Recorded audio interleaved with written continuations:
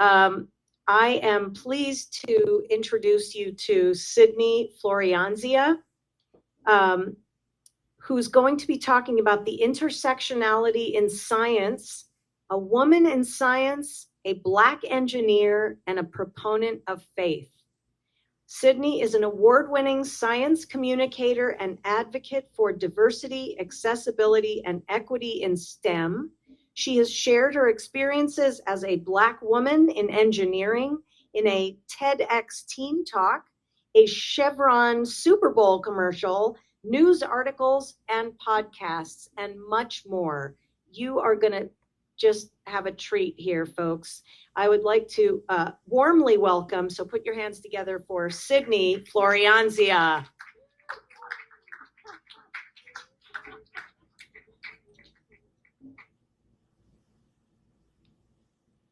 Alrighty, hello everyone. Hello. Biology, and really the entirety of the natural world, is inherently and beautifully diverse. And if you believe in an intelligent and intentional creator, as I do, then the logical conclusion must be that this creator intentionally created this diversity. It also means that acknowledging, including, embracing, and celebrating this diversity must be one way to actually follow his heart. However, even just the word diversity joins words like equity and inclusion and many, many others on a list of words that are banned from scientific grant proposals. In a country where freedom and freedom of speech are ingrained in the very fabric of our national identity, I am not free to discuss or describe the aspects of my scientific work that made me want to study it in the first place. You see, I am a scientist. Thank you. Well, technically an engineer and technically a trainee or PhD candidate doing research in neuroscience with a splash of cell and vascular biology.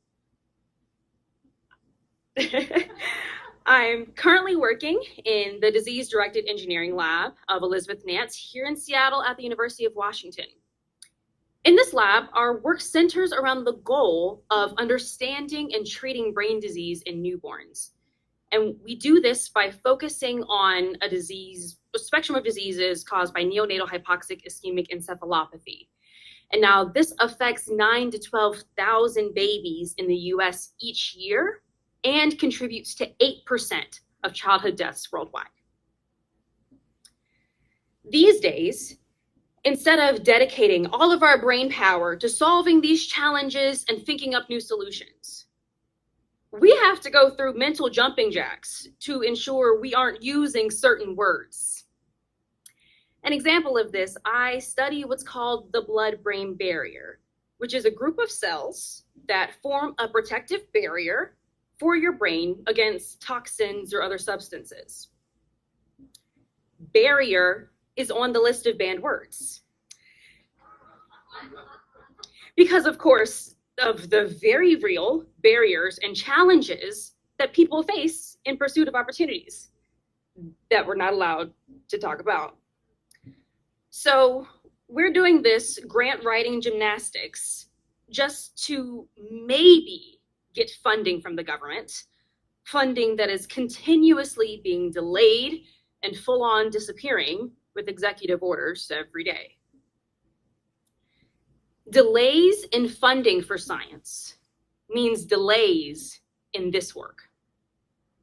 Delays that not every baby that's affected by a brain disease can afford. Delays in funding for science are delays in lives saved.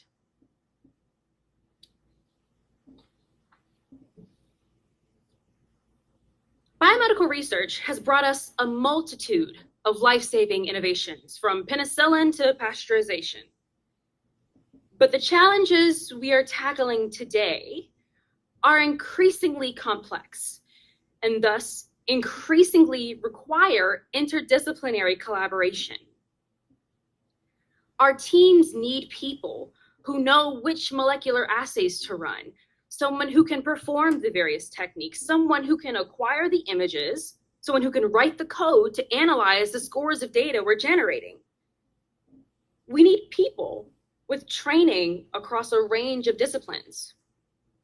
Or, in other words, we need scientific teams to be diverse. I arrive at this point again because in all of the vitriol being spewed against evil, discriminatory DEI, I believe we've lost the plot. We've lost the meanings of the words diversity, equity, and inclusion entirely. Yet, we are surrounded by examples that prove the necessity of diversity. We have bees that lean on flowers for nectar, and flowers that depend on these bees to produce the next generation. If all the bees were flowers, we only had flowers, they could not reproduce. Trees and wild creatures are in constant exchange of oxygen and CO2. But one of the best examples for diversity actually comes from the Bible.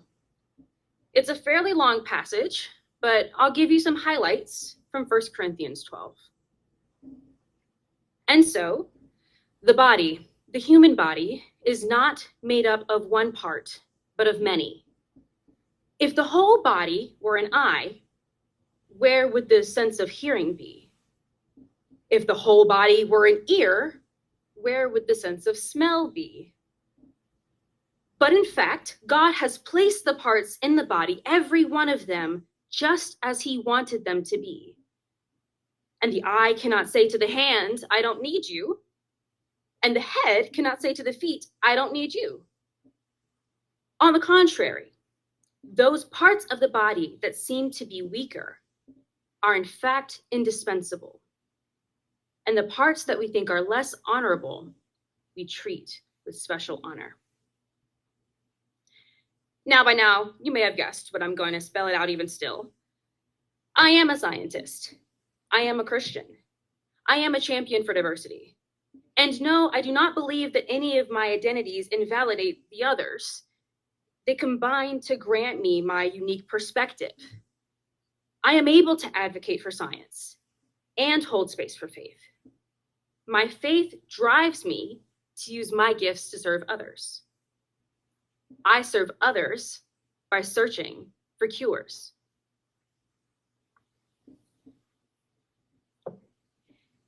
And in the case of equity, well, I'm not certain many people understood the meaning of the word to begin with, and why the heck equality for all does not suffice. So allow me to tell a really quick true story that I think really truly drives this home. So I was in lab one day with my lab mate, Brendan. Brendan is 6'4". That's a full foot taller than me. And we're walking over to the centrifuges, and he trips over our step stool. And annoyed by this obstruction, he's like, why do we even have this?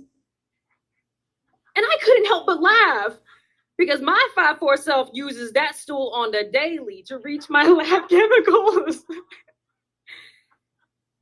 But see, tall Brendan has never had problems reaching these heights, and so he couldn't conceptualize why this assistive device was even needed. And he wasn't being malicious, and it's not his fault. He just simply did not experience my reality.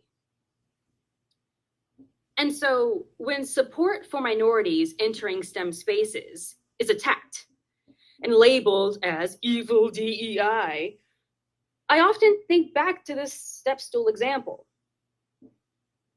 For people whose identities have afforded them the privilege of seeing themselves represented in spaces, having generational wealth or education, and not having to continuously prove that they actually deserve to be in their spot. For these people, DEI support can seem like an extra leg up. But in reality, you cannot fill a cup that is already overflowing.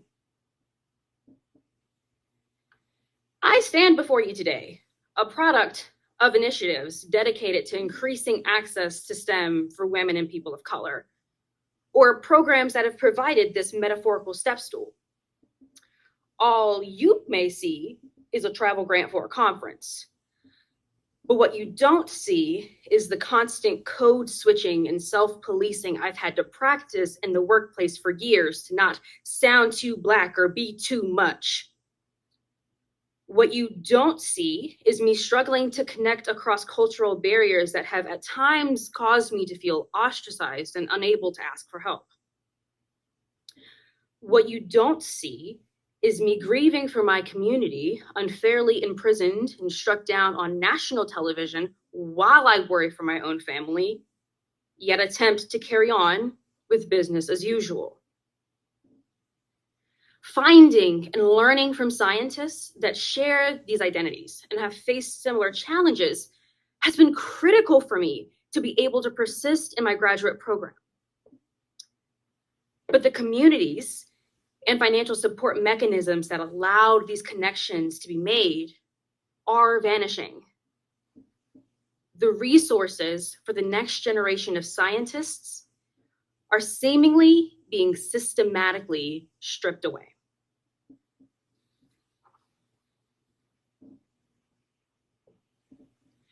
We exist at the intersections of our identities.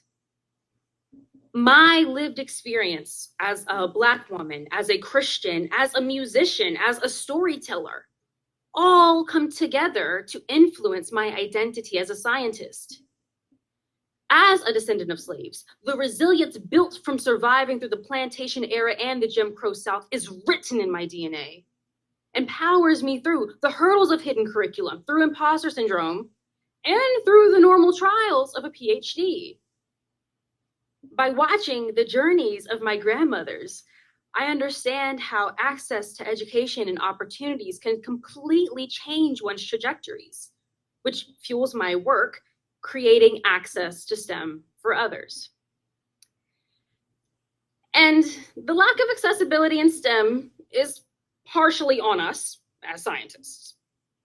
Yes, the government is cutting our funding while loudly presenting incorrect science facts as truth. But how are we supposed to expect the public to dive deep into the literature and evaluate the science for themselves when our articles are full of field-specific jargon and often locked behind a steep paywall? It's our responsibility as scientists to break out of our silos every once in a while and bring our science out of the lab and to the people it affects, to the people who are voting, and to the people who are looking for truth. I routinely draw on my identities and experiences in musical theater to effectively communicate complicated science topics to children and adults and make textbook material come to life and inspire the next generation.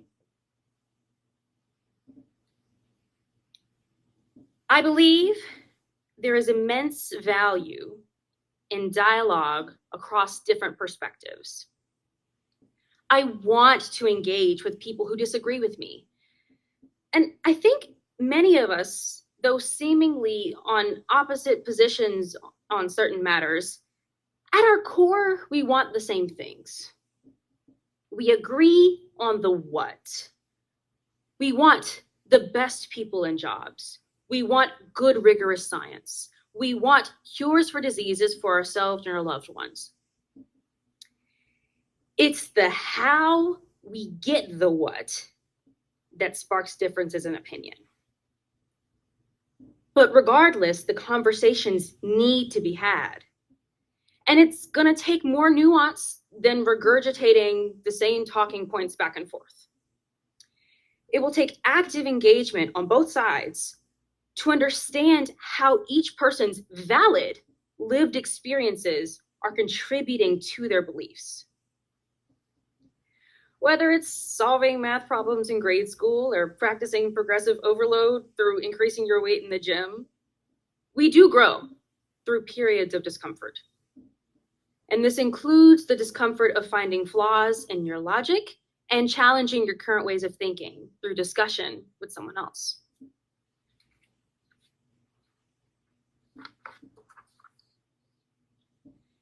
Now, going beyond acknowledging our diversity and accepting our differences, inclusion means intentionally creating space for these differences to exist. It means listening across the aisle. It means making paths smooth for everyone, regardless of their background. It has never been to place one group above the other. Inclusion means not only does everyone have a path to and seat at the table, but they feel welcome to be there. It is not having your seat taken by someone else. It's bringing another chair. And you may also need to build a bigger table. The body needs the eye and the ear. I am a hub of intersections, a human link of unlike things. And as such, I approach problem solving in science in the same way, looking for connections and relationships and interactions between cells, molecular signals, the extracellular environment, and other factors that may just uncover the secret to treating brain disease. But unfortunately, the priorities and false victimhood of the current administration ultimately call for the end of the intersectional scientist. This then drains the power from scientific teams that rely on the perspectives of people with varied lived experiences to birth new ideas, new solutions, and new cures. Okay, to switch gears just a little bit here, let's say you heard everything I just said, but you still don't think diversity, equity, and inclusion are necessary in general, and much less so in science. You might be wishing you could tell me to just stick to my science day job. I wish it was that easy. I work as a chemical engineer in biomedical research. This means I am trained to make strategic plans to execute experiments and investigate questions in our field. But it also means I operate based off the timelines of living things. But even my expert logistics cannot account for the significant unexpected delays we faced this year due to tariffs affecting the delivery of critical research supplies. We were this close to finishing the data for a paper about nanoparticles with therapeutic potential in treating newborn brain disease, when the shipping date for the materials for our last experiment were delayed 3 months. The materials did arrive, but well after the lead student author would graduate, rendering the experiments incomplete, the paper unpublished, and the potential therapeutic potentially not seeing the light of day. I have flat out seen suppliers post on their website about materials that we would routinely purchase, about how they were no longer available to be shipped to your country. All the while, we were also being saddled with additional steps for every purchase, having to write justifications for their use. We are just trying to heal sick babies. Please let us. And this is, of course, just my story. There are many labs in much worse situations, having to cancel studies in year 4 of 5, just on the verge of life-changing breakthroughs, while other labs have had to shut down entirely causing all trainees and research staff, many of whom have families to support, to be laid off. And please don't mishear me. I am endlessly grateful for the privilege to attempt a PhD.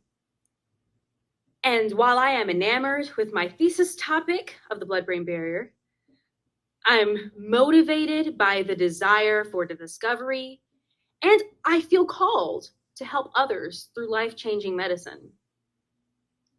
I am still a trainee, and in a little over a year, I will need to start a full-time job in a market where there are seemingly no jobs to be found. I have peers who applied to 200-300 jobs to get 3 callbacks and 1 offer. Scientists employed at the CDC were hiding from gunfire from a man motivated by incorrect information. So yeah, morale and hope for the young scientist right now is quite low. But my parents and their generation remind me that we have been here before. It may not have been as swift or blindsiding, but we survived and will again. We gather in community as we are here today. We share our stories, share our trials, and rise with collective action. We lose our power by staying silent. We empower one another by speaking our truth. We cannot continue to stand by through the dismantling of the scientific enterprise and the disenfranchisement of members of our American community. We have to work together to build a new American dream.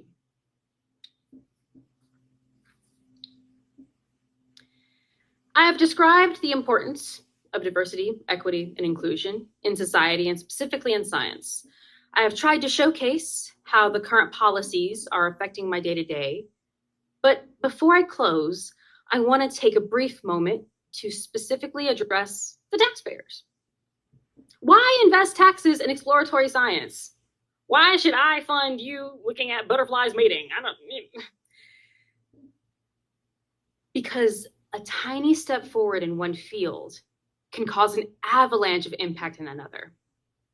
It is impossible to know the ending of the story from the beginning, and while you may not see the need for some of the seemingly random topics people are studying, the invention that is made using that eventual finding may end up being in your daily use. History has shown us that investing in science pays off to increase our national reputation, our economy, and to benefit your daily life. Intersectionality as a scientist is my superpower. And if we, the people of these United States of America, can embrace our differences, truly listen to one another, intertwine and leverage our unique gifts for a common purpose, then we can truly make America great.